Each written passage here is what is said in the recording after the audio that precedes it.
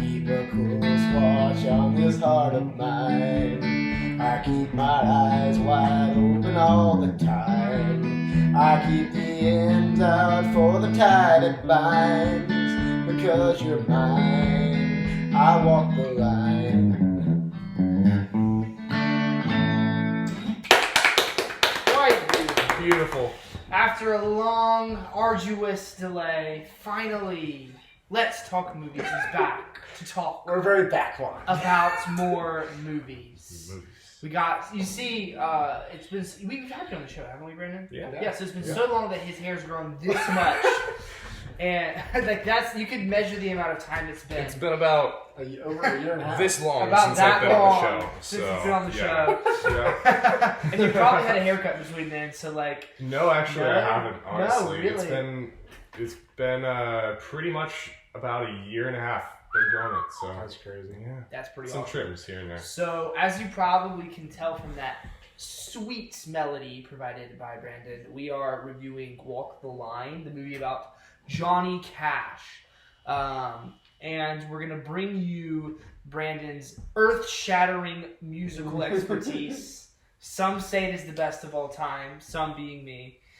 Others have other opinions. But anyhow, Yep. John is right that we were quite backlogged. I left for college. That's the Yep. thing that happened. I was You know, it's funny. When John left for college, we posted a video about that. When I Yeah. left for college, it was just like, So this will be like the 5th in a row of like I think because we have a bunch of several that we'll be posting soon over the next. So there will be several that you will have seen before. What's really funny about it is that since I haven't posted some of the last ones we filmed, it's going to be like the gap is not actually going to be there. So it's going to be a bunch of these old ones and then this super new one. Like, and they're all gonna be, like, It's back to it's back. like consecutive, you know? Yeah. First one that should be up next, I guess, would be it was before It was 300 with Gavin. Right? What about the Dances Okay. with Wolves episode? Oh, the rest of the Dances with Wolves Yeah. podcast will be put up yeah, first. and then there's Then 300. Titanic with my mom. We did 300 with Gavin, did Titanic with his mom, and then we Uh-huh. also did Full Metal Jacket with a Yep. buddy of ours that just got out of the Marine Corps at Yep. the time we did it. So there's a lot of cool Nice. stuff coming down the pipeline. And then this, Well, I can't think of a good transition, but let's start talking about the movie. yeah, for do sure. it. Yeah. John, you want to give us some specs? Yeah. So, obviously today, what are we reviewing today, Nate? I mentioned just a moment ago, we were reviewing Walk the Line, Walk the the Line. movie about the legendary musician Johnny Cash. Originally known as That is J.R. Cash, which I actually had forgotten. I had heard that Yeah. somewhere. What but does anyway. the R stand for? I don't know. I'll look Does that anyone up. know? Look that up. Be looking that up Sounds while I like- go over the yeah, specs. I'll go for it. Anyway, so as Nate said, we watched Walk the Line, literally just finished it about 5 to 10 minutes ago. This movie, as Nate said, is about Johnny Cash, who most people know of in some capacity. He's kind of one of those American icons, you know. He's a famous country music singer back in the 50s and 60s was kind of his time. And anyway, this movie obviously is about Johnny Cash, and it starts in his early life in Arkansas, where he lived on like kind of a small, I don't know if it was small, it was a pretty big farm. It looked like, but anyway, he grew up on a cotton farm with his mom, dad, and his brother Jack. And he went by JR when he was younger, and he took up John as like his when he became a musician as his stage name. Wait, no, I thought it was when he joined the Air Force. Or when he joined the Air Sounds Force. like Sorry. sounds like JR. I just looked it up. JR stood for. Well, it didn't technically stand for anything. They just named him that because they couldn't decide between naming him John and Ray. Okay. So Because just Ray was decided- his father's name. Yeah. So they just decided to name him JR, just the Okay. initials Yeah, with, just no, like- with okay. no actual name attached. Okay. Anyway, so he he took up the name John when he went into the Air Force because they don't like letters, according to the movie. And anyway, so it starts out with his early life on a farm in Arkansas. Some tragic stuff happens to him, and he goes to the Air Force. And then the movie kind of follows his career path as he goes to Memphis, and he signs a record. He signs a contract with Sun Records, a label company there. And this is when he becomes famous, and it kind of follows his career up through the 60s and into the 70s, and it mainly focuses on his time touring with like Elvis Presley, Jerry Lee Lewis, and Carl Perkins. And of course, one of the main focuses of the movie is his relationship with June Carter, who was a pretty famous country singer herself. And Yeah, it's about their relationship. They meet on tour, and that's kind of a big focus of the movie. Anyway, as for the specs, this movie came out in 2005 with a PG-13 rating, and it had a runtime of 2 hours and 16 minutes. We watched the extended cut, which added apparently 17 extra minutes of 17 minutes of extra footage for the movie. I'm not sure what that was because I've never seen the original. I've seen like bits and pieces of it, but I couldn't tell you what was added. A lot of times I know I can do that because I've seen like both of them. But not this time. That's the only version I've seen all the way through. So, but I'm sure there's some cool extra stuff. And as for the cast of this movie, it obviously stars Joaquin Phoenix as Johnny Cash. Reese Witherspoon stars as June Carter. She actually won Best Actress for this movie in 2005. Joaquin was nominated. And then it also stars Jennifer Goodwin as his first wife, Vivian, and then Robert Patrick stars as his father, Ray. And so yeah, that's kind of the setup for this movie, what it's all about. So we can go ahead and move on to our positives for the movie. And we want Brandon to obviously start with his first positive. Great. I'd say my first positive, obviously one of the reasons we did this movie is because of my music knowledge and Oh, I'm sorry, there was one spec I forgot to mention. I'm so sorry. You're good. This movie, we forgot the director. Can never forget the director. It was directed by James Mangold, who actually has had one of the most interesting careers as a director. This guy's covered so many genres. Obviously, this is a music biopic. He's directing the upcoming Bob Dylan movie called A Complete Unknown that's coming out. They actually mentioned Bob Dylan several times in the movie. That's funny. So he's directing that's coming out. Then he also directed a couple of the X-Men movies, the Wolverine and Logan. He directed a Western called 3:10 to Yuma that's really good. Anyway, he has a pretty diverse range. That's kind of what he's known for. And then he also wrote the screenplay for the movie, along with a guy named Gil Dennis. And they based their screenplay on the book Man in Black by Johnny Cash, as well as the book Cash, the Autobiography, which were both written by the man himself, Johnny Cash. And then also another source of inspiration was the book, never mind, sorry, that's the same book, Cash, the Autobiography. So yeah, these two books were kind of what provided the source material. And I think it's really cool that they used actual Cash's autobiographies. Yeah, which is interesting because you have to consider all of this that we just witnessed is from Cash's perspective. Yeah, if you take it from that. Yeah. Their only source is Cash himself. Yeah. June is kind of like you see her through his eyes. Yeah. Anyway, sorry, so good. Go. I think my first positive would be the portrayal of the music industry and just the way it felt very realistic. The way they were treating the music. Also, the actors did a great job of singing. Great voices. That was impressive. Impressive. You could tell they did some extensive vocal training to they all not only sing that well, but also sing. Joaquin Phoenix sounded just like Johnny Cash in most of the spots. He couldn't even really. It was great. Yeah. So, just the general musical performances, and then also just their portrayal of musicians. Like, they got it right. It's pretty much what it feels like to try to write a song when they're sitting there kind of struggling over lyrics. I really like that one pretty much scene what at it the feels beginning like. when it shows him writing some of his first songs. Yeah. He's just like we're in the Air Force, just like writing stuff down and playing in his spare time, just figuring it out as he goes. Definitely came to him a little quicker than it normally comes. You gotta cut it down for the screen. They weren't playing, but time was passing. Exactly. Anyway. It would have been pretty funny if it stopped and there was like a 1 hour section. We're just thinking.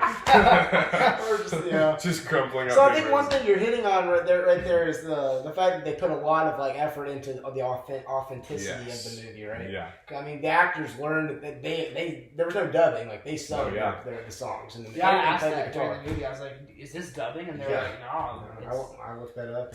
And for the most part, like he was. I think some of the points it wasn't actually him playing guitar.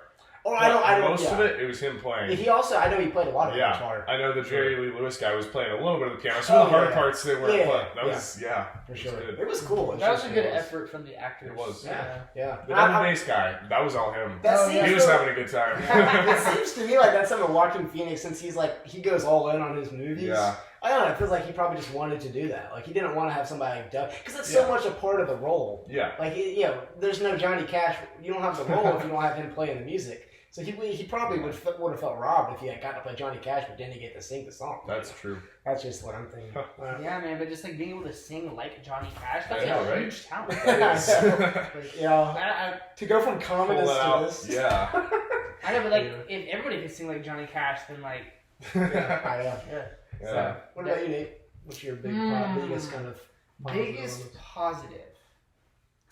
Honestly, no. I know you're big with the writing. Well, Yeah, honestly. Hey, her- she won Best Actress. And I think that's really accurate. It's a great because performance. Her performance was even better than Phoenix's, honestly.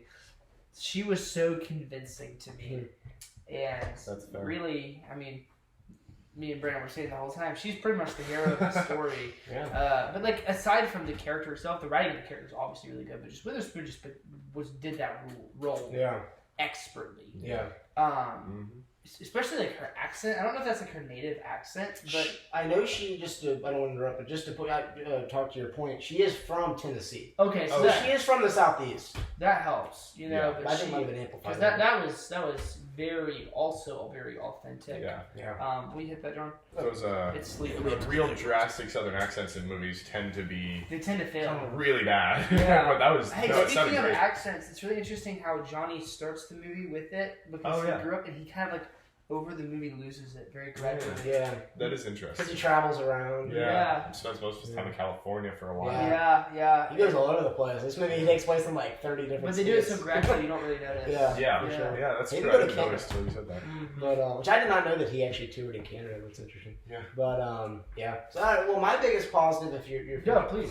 my biggest positive would be the just the acting in general. So obviously, I would echo what he said. I think she definitely gives the great performance. And honestly, I was kind of skeptical when I came in of like, how did she win Best Actress? Because I just didn't see how this role was gonna allow her to have enough Yeah.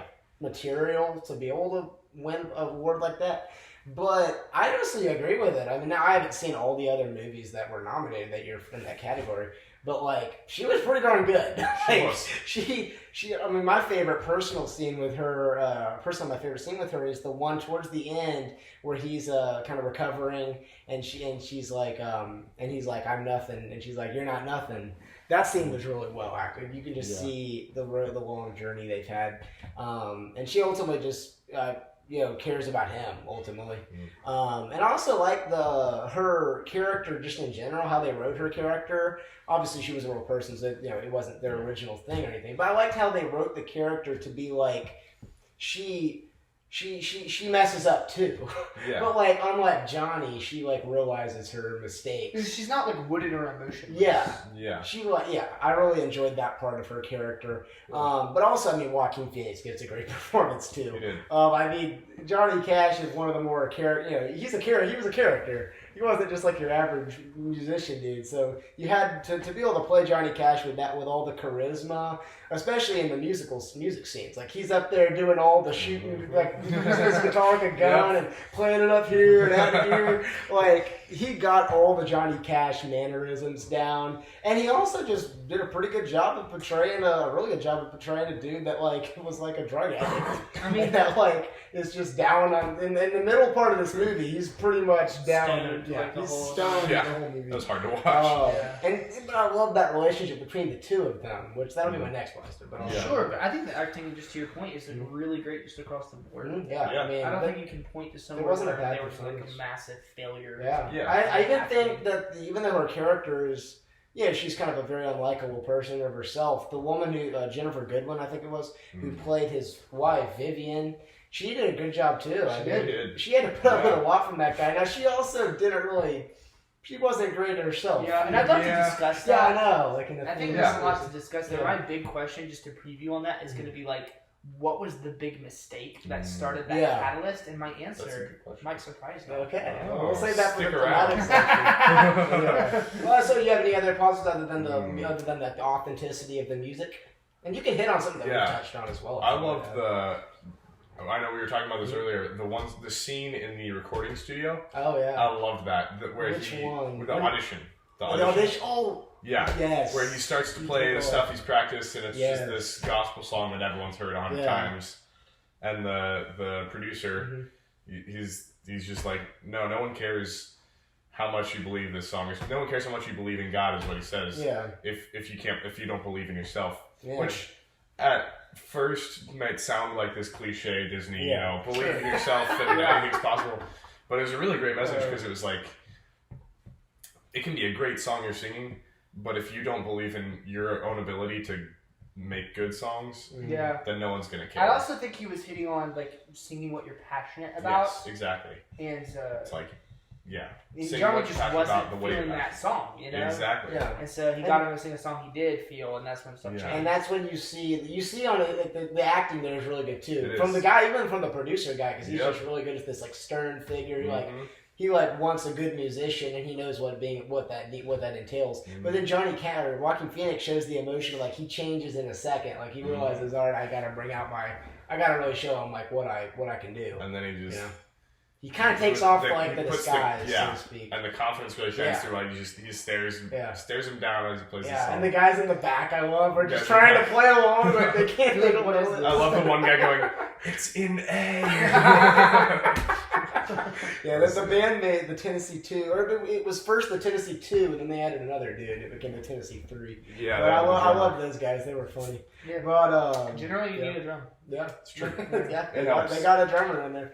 But any other than the acting for you? I was gonna give the writing. I always like to hear your analysis of like. I'll get to like there. Story or but I want to just give big kudos to the sets and costumes people. Oh yeah, that's true. Because I was looking at it while we were watching this film, and they had like 5 different huge auditorium sets that they did. With all of these people dressed in 1950s, 60s, 70s clothing. That's true. And that's a lot of people to wrangle up and get in those costumes, and get in these places, and. They had to have the right cars, and they had to have the right looking interior buildings and stuff like that to keep it all in the same flavor. And there's a ton of effort that goes into stuff like that. So, would you say? With plays, you've been how that works. Would you say you're giving them massive props for the massive props? That's right. I'd say that it's a fitting reward. Yeah. I think those scenes were really like you felt like you were in like a country music hall or something. Well, I mean, the immersion was never broken. Yeah, we never had a Gandalf with a watch-on moment. Yeah. Is that a thing? I've never seen that. Yeah, that's in the third movie. That's hilarious. Yeah. Or oh no, why did I just forget his Éomer's sword falling out. Love those movies, but that's pretty funny. But it's at the Black Gate in case you ever want to hunt that one down. I will. But yeah, I think it's just huge credit to the props people and the effort that they put into that. Obviously, the production quality was very high. Yeah. So my second big positive, in addition to the acting, which is my first one, would be like the. I thought that the movie tackled kind of a tough subject. Like it's based off these autobiographies of him. Or one of them, they're both written by Cash. One of them is literally called his autobiography. The other one is called Cash in His Own Words or something like that. I guess he wrote 2 autobiographies basically, which he had a lot to tell. I guess so. But so that's always, I always thought like if I was a screenwriter, it would be tough to adapt like a nonfiction biography, like a autobiography, into a movie, and like because you're putting a lot of the dialogue into their mouths. Not go and ask Cash anymore. Like I always think it's really cool when they can. How screenwriters can do that and when they do it effectively. Like in this movie, there's a lot, the way it transitions and the way it flows is like you feel like you're getting to know the characters really well. It doesn't feel like it's just like, this is what happened. Like it's an actual in-depth look at the characters rather than just like a bad biopic would be one that just like, this is what happened. You don't really get any examination of anything.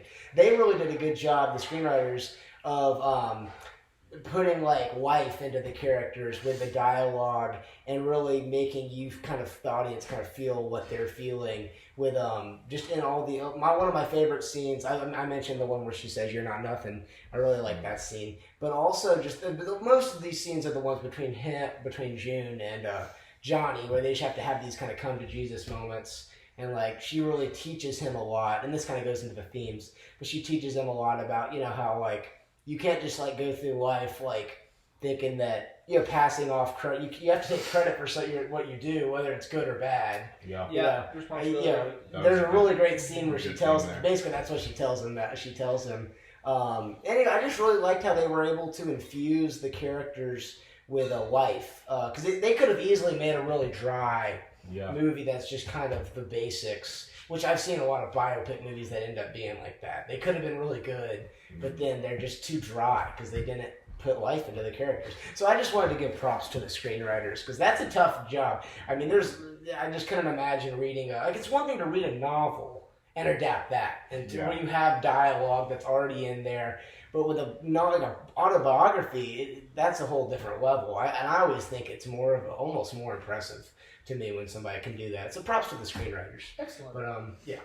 So you have a third. Usually we go three. If you have a third one, Let's see. You can echo anything that we've said too. I loved the way, and again, this was probably, like you mentioned, this was probably just kind of it being based off of Cash's autobiography. This was probably the way he viewed her. But I loved the way they portrayed June Carter. Like we were saying, she was kind of the heroine of the story. Like she was, it looked like at the beginning it was going to be kind of her coming in and seducing him and that's what destroying his marriage. Yeah. But it turned out to be him falling in love with her doing everything she could to stop it, and he destroyed his marriage. Yeah. And then once she saw him almost destroy himself, she stepped in to help him put the pieces back together. Yeah. And it just was a really powerful, made a really powerful story. And she was just a very powerful character. Yeah. In the way that she stepped in and just really, he was a mess. Their relationship is really What's really powerful. interesting is her undertone of faith that she has. That's not like super explicitly addressed, but is implicitly there, and I think that's a huge difference between him and her. And I would love to compare the characters whenever we get in the theme section. For sure. I think there's some really interesting stuff we could do. Yeah, for sure. Anyway, do you have a third positive you want to the writing? I know you said you had thoughts about the writing. Well, I mean, if you'd like me to give an analysis on the writing. Oh, if it's a negative, we can save it. Well, I don't think it's a negative. Actually, you could. The movie did a good job of mixing his music scenes with regular scenes. Sometimes there can be too much of the music. Yeah, that's a good point. Right, of them just playing the songs and stuff. Yeah. And what was interesting, what made it work, was the fact that since I almost called her Dolly for some reason. I don't know why, but since Witherspoon was, it's because she looks like Dolly Parton. I don't know. Was on stage with him. It's John say that. Sorry, I was going to get to it. Since she was on stage with him, these became opportunities for the story to be moved forward instead of just showcases of the music. Yes, right. There's a lot of good scenes that are like during the concerts. I mean, some of the most important scenes. Yeah, one of them at the end. Yeah, right. This is a spoiler-filled channel, so. Yes. And so, I mean, that was a total layup. You know, a really good. That's a good point. Writing thing there. That's what I was saying. How it's a challenging story to tell because it's about him on tour, and the challenge I feel like is what you're addressing is like how could they intersperse the tour part of it with the personal lives. Yeah. And I think they did a really good job. And then there's the aspect of trying to handle these mature themes that come up in this story, and at times they do really well, at times not so well, and I think that. Usually, it's funny. Usually, this is where folks slip up, but I think that they handled the more like sexual aspects of it with more grace, actually, because they could have gone into a much more R-rated direction and gotten a bit more grotesque. But they, made it clear what was happening constantly, but without really having to,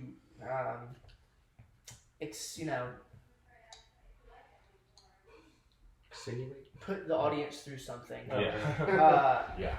and they could have extended that same amount of nuance to their treatment of his drug and alcohol problem, which was not quite done. Which Was it a huge detriment? Yeah. Not really. The movie's not supposed to be for a young person anyway. Yeah. PG-13. But I think it could have been really cool if they would have handled the drug and alcohol problem with the same grace that they handled the sexual problem. Definitely weighed you down a little bit to watch Yeah. that. It was just, it made it real heavy. I mean, it was important. It was important. Yeah. And it did need to be in there. Yeah. For sure. Something else I can mention about the plot is time management, like how the pace of the plot moves forward. Again, at some points it felt like it was handled really well, and at other times not so well, which was interesting. Like it felt at sometimes they were doing a good job of cutting through the fluff and getting to the good stuff, which is really all you're trying to do with the plot. And other times it felt like it was lingering too long. Yeah, on certain moments. Right. Yeah, makes sense. In his life. What was a moment you thought that maybe they lingered a little bit? I think if there's one. There was a lot of them on tour. Yeah. And maybe I felt some of the scenes were redundant in that aspect. The bus scenes. Yeah, I mean... That's fair. A few of those. And maybe that was extended stuff. A good comeback to that might be like, well, what else are you going to do? And that's fair. Like, he is on tour a lot. And it did kind of accentuate the whole problem with his marriage was she felt neglected, and you could kind of feel that for her because you were barely seeing her too. Sure, yeah, that's a really interesting a great aspect. point. Yeah, that's like the type of thing where they're kind of explaining something by the viewer's experiencing what she's experiencing, kind of. That's interesting. Yeah, but okay. I think it's their example of the time when they did it well, handled it well. Yeah. I think they were able to move. Like, strategically, they moved forward. I felt like during the movie there was a time that they made a big time jump. Was it, like, months? When was it that? the one where he gets off, he's, like, really in a bad position, she goes to his house, and then it's like, months that pass, and he buys the house? That was a really well strategic jump. Yeah. That they could have lingered through that whole time, and then, boom, we got So, just to give context, this is the scene where he's really down on his luck, and he's really in bad shape. He goes to her house, and he's trying to, like, get her to help him, and she's like, no, which is the right thing to do. Yep. And then it's like months later, he's kind of settled down a little bit, and assume he's gone back on tour, and he's bought a new house. So I think that's the scene he's referring to. Right. And I think that's a really good strategic jump. You know, all that stuff wasn't necessary for us. Yeah. And in the end, I think that they succeeded more than they failed because the movie stays at about 2 hours of runtime. Yeah. If this movie would have been 2 hours and 45 minutes, then it would have been like, okay, that was a failure. But in the end. Yeah. Yeah, so it added in a little, I don't know if this was intentional, but I feel like one place the movie was lacking, which, not that it should have had any, but lacking in any comedic relief, you know? Right. That was a nice little, you go straight from him wandering, like, drunk and soaking wet from the rain through the woods, and he just goes, that's a beautiful house. Boom, he owns the house. And he just cuts immediately. And that's a good example of, like, not wasting time, Yeah, yep. So my third big positive on this movie, because this is a great movie, would be, by the way, one actor that I think should be commended is the dad. I thought the dad did a really good job. Johnny Cash's father. I thought that actor, he's been in, that's what he's supposed to be. He's been in several movies where he's like the tough dad. Like, I don't know, he just has that role down, bro. I feel like that guy definitely fought in World War I. Yeah. But anyway, he just does a great job of being like this guy who, as a lot of characters in the movie are, is very tough on Johnny. Like, he obviously is the type of, spoiler alert, his brother dies at the beginning because he cuts himself while he's cutting wood. And their father viewed, it was his older brother, Jack, and their father viewed Jack as like the better son type of thing. You might get it. And basically that had always left a kind of a scar on Johnny because he always felt like he was the kind of second class. And so that's kind of their relationship, what kind of fuels their relationship throughout the whole movie. And so I thought the dad did a great job. That dinner table, there's a dinner table scene in this movie that's really tense and really hits home pretty well, where they're just having that kind of confrontation about their past. They're kind of like, like they've kind of held it back the whole movie, and then they talk about it. And so, but my third big positive would be I really enjoyed the pace of the movie. And how you were talking about it with the storytelling, kind of how they propel. It just has this vibrant energy to it, since it is a musical biopic, and it's just the songs just keep you upbeat, and then when it gets real downbeat, you know, that's a good contrast because you have the real kind of, because Johnny Cash songs are pretty upbeat. They're pretty fun to sing along to, and I also, so I just love how that helped the pace of the movie because it could have gotten real bogged down, but the songs just kind of keep it going. You know, you'll have a real downbeat moment, and then he's back on tour, and you can, you know, and it just keeps it going. I also really loved how the songs kind of played into the themes of the movie, especially with "Walk the Line," which obviously the movie, or "I Walk the Line," which is the name of the song. The movie's called "Walk the Line." That was one of his most famous songs was "I Walk the Line," and that point in the movie where it plays is really effective because it's this kind of turning point where she obviously has gotten really kind of pissed off with him, June, and he's like, and it's kind of a transitory transition part of his life, and it's kind of a montage scene, and it's obviously that really good song playing in the background. It's just a really effective scene to show the passage of time and. But also, I love the incorporation of obviously Ring of Fire, and how it shows her writing it at home, and how she like knows that obviously she like loves him, but then she that's not at that point in the movie, it's not the best way to help him. So, so she writes this song probably as kind of like an emotional release kind of. Yeah. But I really liked how it uses the songs as like thematic exploration. Yeah. It doesn't just play them. It's like, oh yeah, there's the song that you all wanted to hear. It's not just fan service. It's actually like uses it to develop the plot. So yeah, that's my third kind of big positive. So if we want to move on to one more thing that I forgot to mention was dude, shout out to T-Bone Burnett on the music. Yes. Oh right, right. Who is T-Bone Burnett? I don't know. He's kind of this I just know him from this one song with Sarah Bareilles that he did that I really like. Name. But yeah, that was great. I just love the guitar. Nice. Okay. Yeah. If y'all can see that, that's T-Bone Burnett. I think the constant kind of bluesy guitar riffs going in the background just really were the perfect feel for this movie. Yeah. Yeah. And there was a different vibe in the beginning, and that helped you get the vibe of his childhood. Yeah. Mm-hmm. Kind of I don't know what the word is, but it was kind of more country. It opens up very dark, kind of with the prison, because the way this movie tells its story is it starts out with him at Folsom Prison, about to record his famous live album, which is most known for at Folsom Prison, and then it kind of tells a story leading up to that point.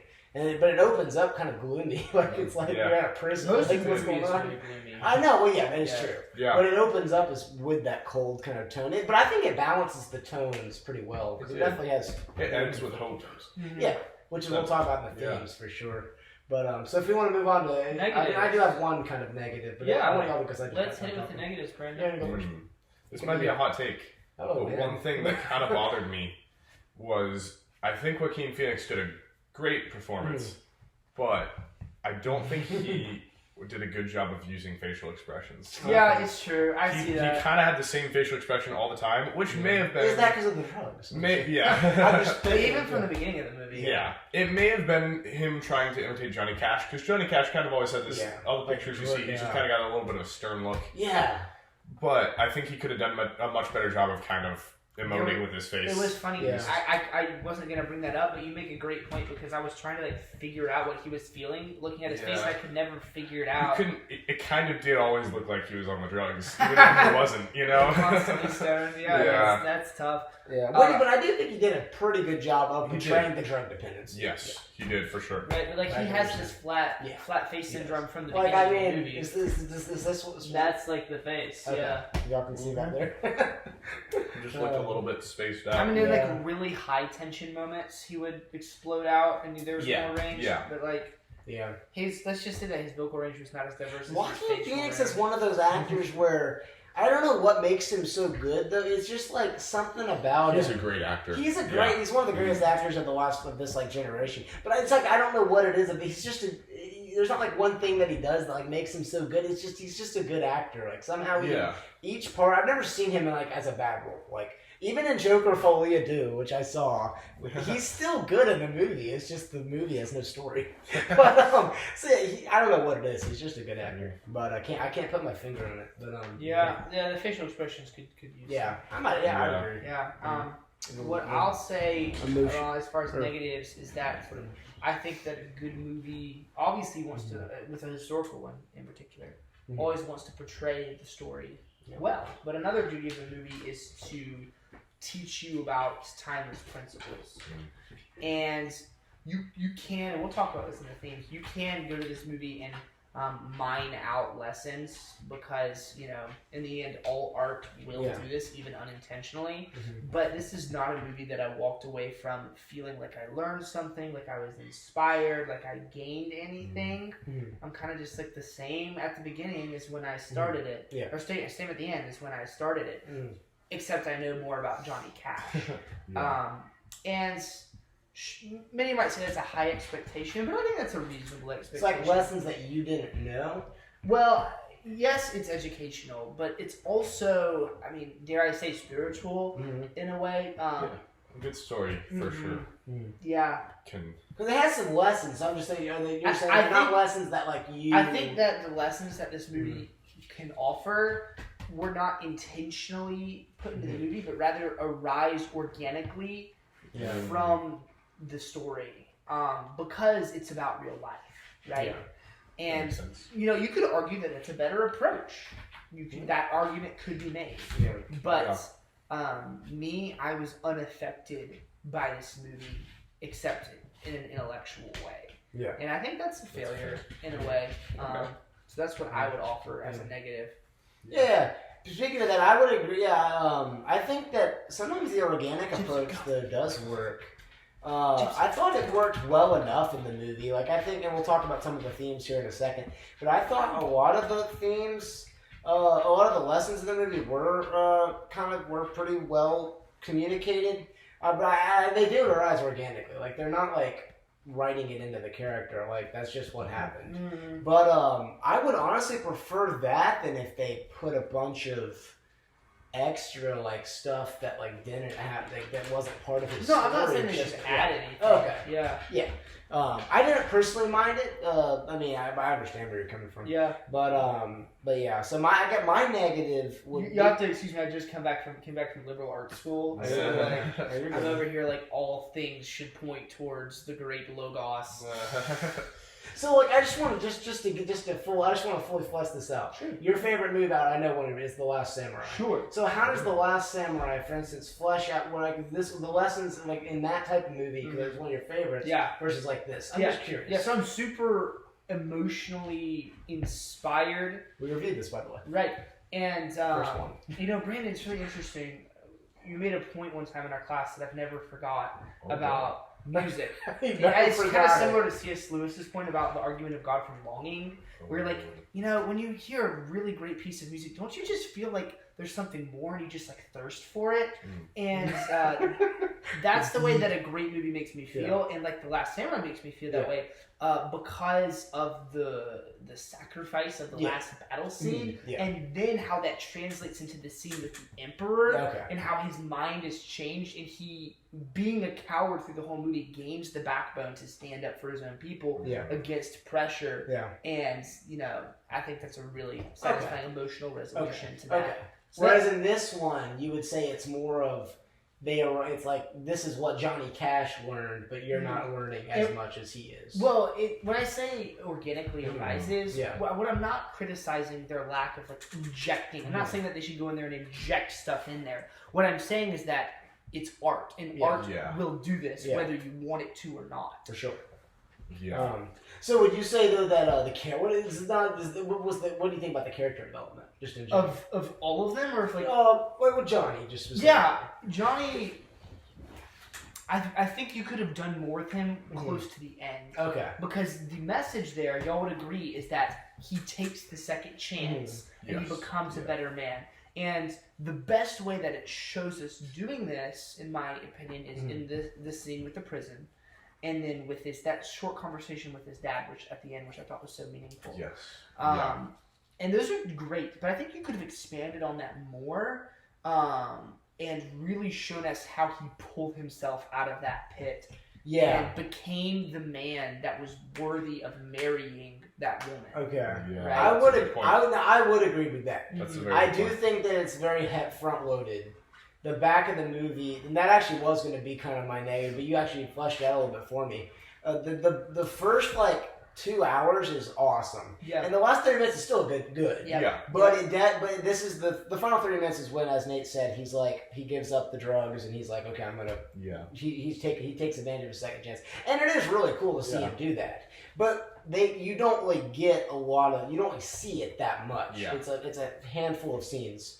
And so that actually would be a negative of mine as well. They could have fleshed out the last 30 minutes. I don't know if they needed to add more. They could have maybe just.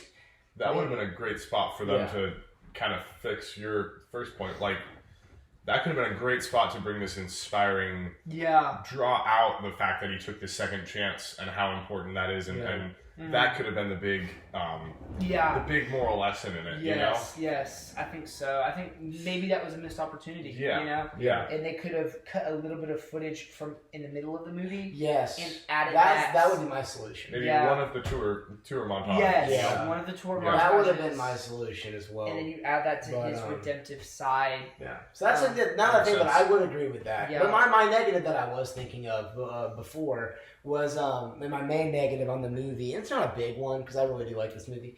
It's the fact that the movie has not the fact, but my opinion, the movie kind of moves toward an end that you never really see. Like you mentioned, like how's this going to end? That's not always a bad thing. Sometimes it's fun to like not know the ending, but it does feel like it's kind of going, and then it just kind of. Like, the ending does make sense when they get together and they get married. But then, like, the actual ending scene is actually quite kind of jarring. It's just like a freeze frame of his face. That was a bit of, you pointed out, Brandon, that was a bit of an awkward end to the movie. I was like, oh, it ended? And then it has some, like, some text about what happened to him, which was cool. But I just think the movie kind of, it loses a little, it doesn't lose momentum, that's not the way to describe it, but it kind of moves toward an end that you can't see. It feels like it's just going, and then eventually, it's, you know it's gonna end.